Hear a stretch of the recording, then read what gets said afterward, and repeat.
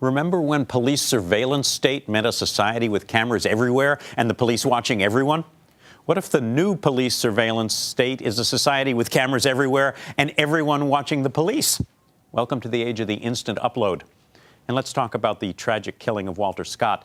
That's the one in North Charleston, South Carolina, that started with a traffic stop for a broken taillight and ended with a man dead of multiple gunshot wounds to the back from a policeman's gun.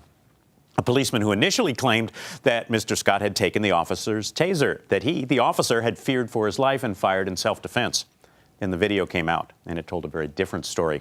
The man hadn't taken the taser. The officer wasn't being threatened when he fired 8 times at a man running away from him. And the video even showed the officer tampering with the crime scene, leaving the crumpled, handcuffed Mr. Scott, hustling back to where he'd been standing when he fired the fatal shots, picking something off the ground, maybe the taser, and then walking back and dropping it right next to the body. So glad, wrote the journalist Rafael Olmeida, so glad the only time a cop lied about the circumstances of the shooting of an unarmed black man, someone caught it on video. He was kidding, you know, unless you actually believe that this shooting and the original false account from the officer was the very first time any cop has ever gunned down a black man who posed no threat to him and then concocted an alibi.